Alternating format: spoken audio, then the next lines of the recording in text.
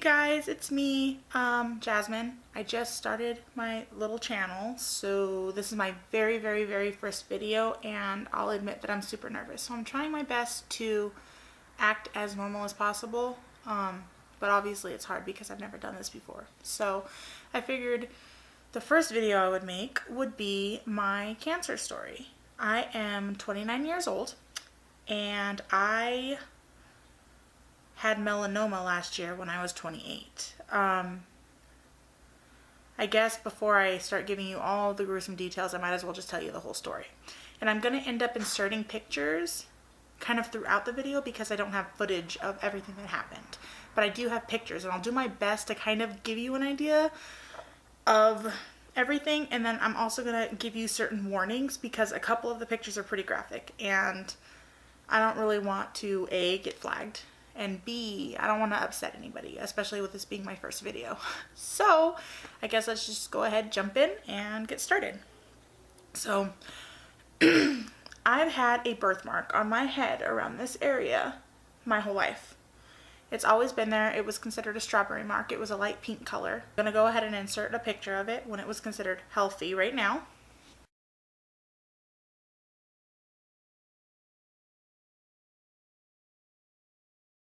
Okay, so now that you've seen what it's supposed to look like when it's healthy, I guess my story began and I started to worry about it when I was in beauty school. We were going through a chapter on different skin infections and diseases, and I noticed a picture of what looked like basal cell. And I asked my teacher, do you think this is cancer? And both him and the esthetician said no, they didn't think it was cancer. Of course, me being the hypochondriac that I am, I worried about it, but I more or less put it behind me. I didn't have insurance, so I couldn't really go to the doctor anyways. It was something I just didn't really want to think about, So fast forward a couple years and I meet my husband. After we get married, I get put on his insurance, and I tell him I need to get a checkup and just make sure that everything is okay with me, period, and I'm also going to bring up that mark on my head, and of course, my husband, being my husband, said, "Oh, there's nothing wrong with you, you're fine." So I go to the doctor, everything's normal, my blood tests come back normal, they're like, you're fat, you should probably work on that. I'm like, yeah, I know, I probably should. I showed her the spot on my head, and she says that there's nothing to worry about, and that if it really bothers me that much, she would send me to a dermatologist. I decided to take her advice because she's a doctor, she knows what she's talking about. She said she would, but I didn't want to waste the insurance. I told myself I'm being a hypochondriac. I need to just stop worrying about it. So about 2 years goes by, and me and my husband start trying for a baby. I ended up getting pregnant in January of 2015. And I also found out that I was having twins. I can do a whole nother video on that. That's a huge video. So many complications. Anyways, I found out that I was pregnant and I was having twins. So around my 5th month of pregnancy, I realized that it looked like it had changed a little bit. And my dad kept saying, "Why are you picking at your head?" And I explained to him, I'm not picking at my head, but it, and everybody thought I had just scraped it. And of course, I kept it in my head, in the back of my head. What's happening? Why does my skin change? So I go ahead, deliver my boys, and I'm so overwhelmed with having a set of twins, with, feeding, changing, trying to sleep, all of that, I totally forgot about the spot on my head. And I'm going to brush my hair, and I'm talking to my husband about how upset I am that I'm losing all of my hair postpartum. Hair loss is a normal thing, and I look and I realize that this spot on my head has gotten about that big. It was the size of probably almost a nickel, and it was a weird color. It was a brownish color. It had some black in it. It was almost purple, and I told my husband, this is not okay. Like, there's something wrong with it. It's changed. So I go ahead and I make an appointment immediately with my primary doctor, and I go and I see her, and she goes, "We need to send you to the dermatologist immediately." So I go ahead, go to the dermatologist. And I am a nervous wreck. I mean, my blood pressure was through the roof. I was shaking. I wanted to pass out. I was going to throw up. And the doctor or the dermatologist comes in and she says, we're going to have to biopsy that. And I think to myself, okay, that's great. We can biopsy it and then it'll also be removed. That's great. So the dermatologist said, we'll call you in about a week and we'll let you know what the biopsy shows. If I call you sooner, it doesn't mean it's bad. If I call you later, it doesn't mean it's bad. Either way, I will call you and I will let you know what the outcome is. And I said, fantastic. That's what I need to know. And let me tell you, that whole week of just waiting to find out what it was. Is it cancer? If it is cancer, what stage is it? Because it looks different. And I have 3-month-old, 4-month-old babies, 3 or 4-month-old babies at the time. I have 2 of them. Like, I need to be here for my kids and I need to be here and be a mom for them. I can't die. And it was a huge thing. I mean, I deal with a lot of worry about death to begin with. And so it was terrible. I was a nervous wreck and I just kept looking at my babies. I just kept looking at my babies and I kept thinking to myself, I can't leave them. I need to do whatever I can. And so about 4 days later, I get the phone call from my dermatologist and I reluctantly answer because I was about to just ignore it. I didn't want to know. At that point, I was so scared. I didn't want to know the news because I kind of already knew what the news was going to be. But I went ahead, I answered it and she said, okay, so we got your results back and it came back positive for melanoma. And my heart dropped. I was still hoping it was like an advanced case of basal cell because that's not as bad. You know, it's you remove it and you're done. But no, it was melanoma. And she says, we need to schedule you for surgery immediately. So I hung up with her and my husband was at work and my kids were asleep. And I remember I called everybody I could think of to talk to them because I wasn't okay. I had just been told I had cancer and not one person answered their phone.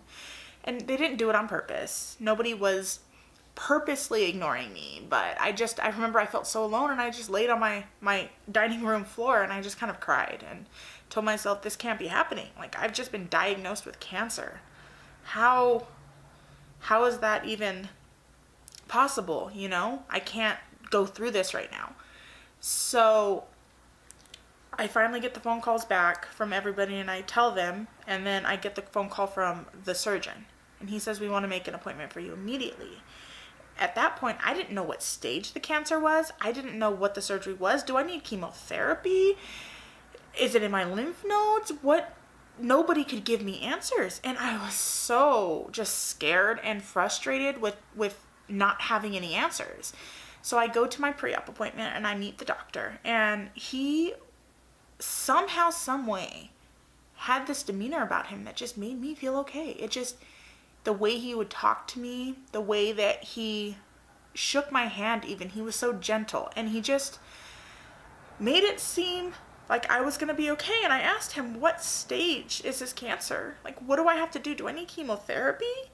And he looked at me and he was like, you're very lucky. He's like, it's early stage 1.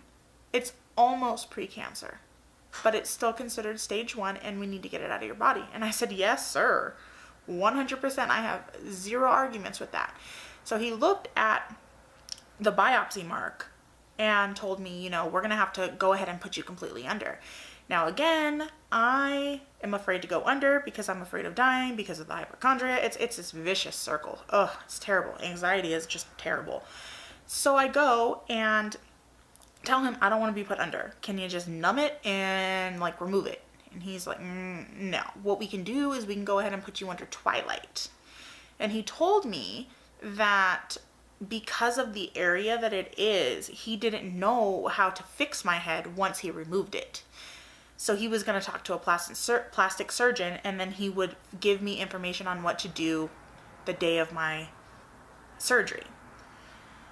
So the day of surgery comes and I'm a nervous wreck. I'm bawling. My husband's holding me. You know, I don't want to be put under. And of course I'm going to be put under. I was afraid I wasn't going to come out of it. And I get back there and the doctor tells me, he's like, okay, so what we're going to do is we're going to go ahead and we're going to remove all of the cancer and then we're gonna have to keep your wound open for 2 weeks. And I'm gonna go ahead and cover it so you don't have to see it, but we're gonna have to keep it fresh and wet, as gross as that sounds, so that we can go ahead and reconstruct it after we get the biopsy back to make sure that we removed all of the cancer lesions. So I said, okay, you know, we got to do what we got to do. I tried to be brave. They gave me a lot of, I want to say, what was it called? It was that one medicine that just makes you feel like nothing's wrong with you. It's not Xanax, it's something stronger. And they gave it to me, and immediately I felt fine. I was like, cut off what you got to. But I did tell the doctor multiple times, I'm like, can you do me a favor and remove more than you think you need to? And he told me, you know, we're having to shave part of your head. You're gonna have missing hair. You're gonna probably have a scar that'll never have hair that grows back. And I told him, I don't care. Remove as much as you need to. I don't care if part of my head's missing. I want the cancer out of my body. And so he asked me again, are you positive? And I said, yeah, just take as much as you feel you need to. Don't worry about me worrying about what I'm going to look like, if that makes any sense. Like, don't worry about how I'm going to feel. I'm fine. If I'm alive for my kids and I'm alive for my husband, I don't care what I look like. I really don't. He said, okay. So, I went ahead and went under the twilight anesthesia, but because they doped me up with so much of the other stuff to calm me down, I was pretty much knocked out. It was a weird situation. I remember answering questions and understanding that they were talking to me, but I was in my own world. It's like I was dreaming. It was a weird feeling. So anyways, he goes ahead and he removes it, and I'm going to go ahead and insert a picture here, and I will tell you right now that if you are easily sick to your stomach, if you don't want to see wounds, I'm gonna go ahead and put a timestamp somewhere on the screen. I don't know where. This is my first video. Editing is gonna be tricky. Skip to that. Skip to it, and then you won't have to see it, because it kind of makes me even a little bit creeped out to see my head, my wound. Anyways, I'm gonna go ahead and insert it. So skip to wherever on this screen. Now that you either looked at it or skipped it, that was the size of the melanoma that was removed. I'm going to go ahead and insert a picture of what it looked like the day that I had went to the dermatologist.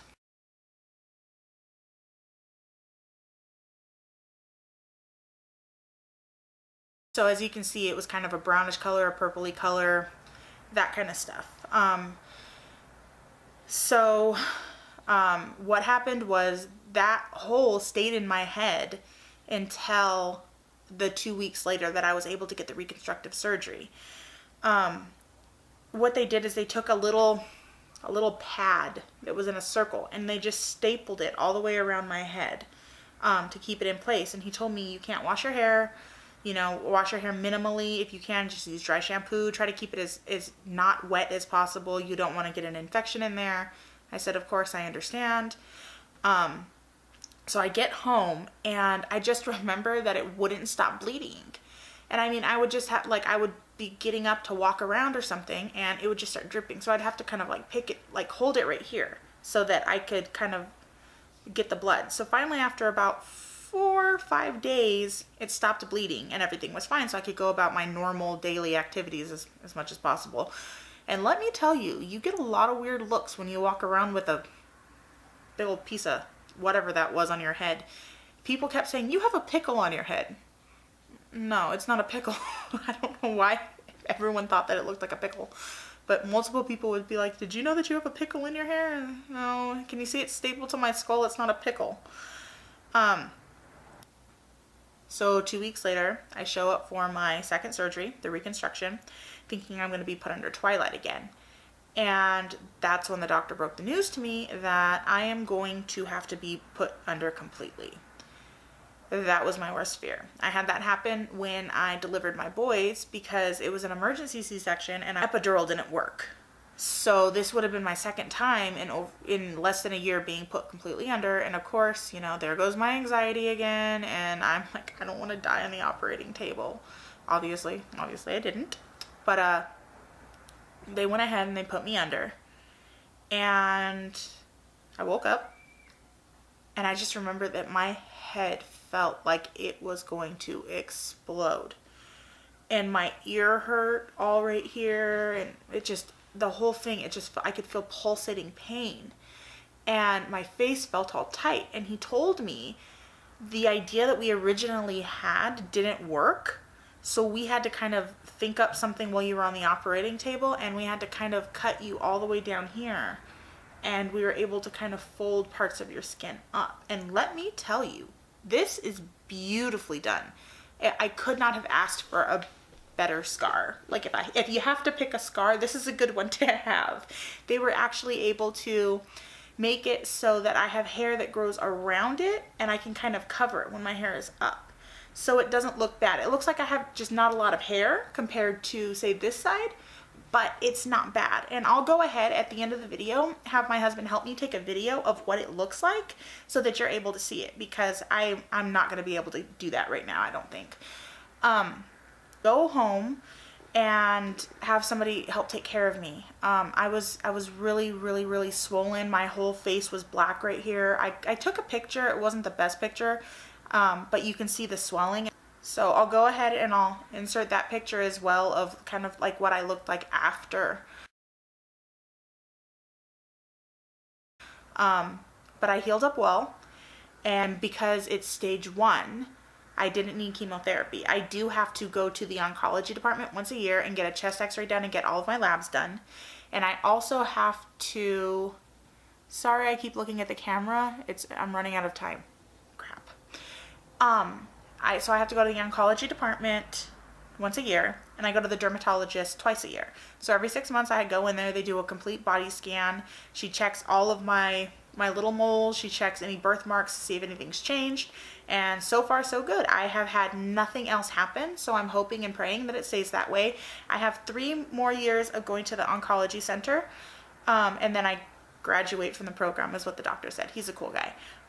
Once I graduate from there, I have nothing else to worry about in that aspect. And then once the 5 years is up, I go to the dermatologist once a year for the rest of my life. And if that's all I got to do to make sure that my cancer is okay, I'm fine with that. And I really just wanted to make this video to, one, make my first video, because I've been wanting to do this for probably 6 months and I haven't been able to think of the right one to do. And 2, I really want to raise awareness for melanoma. If you see something on your body and it doesn't look right, you need to go to the doctor. I'm lucky that I was able to only have stage 1 when I let it go as far as it did, and it was all due to anxiety. I didn't want to deal with the fact that I knew something was wrong, and that's not okay.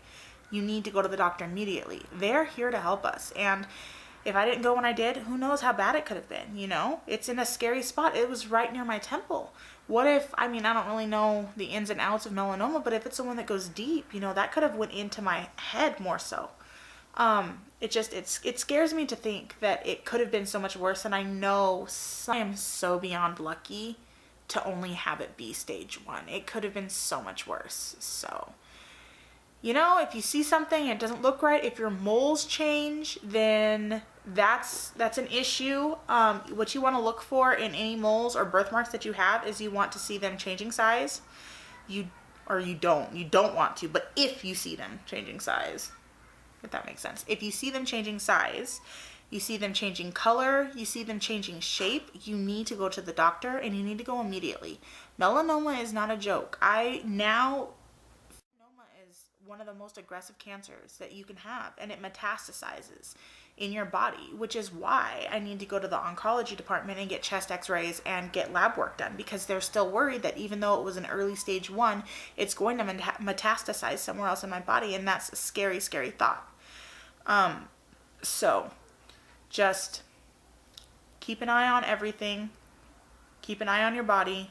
Keep an eye on your moles, on your birthmarks, and as I said before, anything that looks weird, you need to go to the doctor, and you need to go quick. It's not a joke. Please use this as a public service announcement. Anyways, thank you so much for sitting through my whole video, and please, please, please subscribe, possibly like. It would be really cool if I could get a few kind of subscribers and tell you guys my stories, because I have quite a few. I've lived in a crazy life for only being 29. Thank you so much for your time, and you guys have a wonderful day. Bye.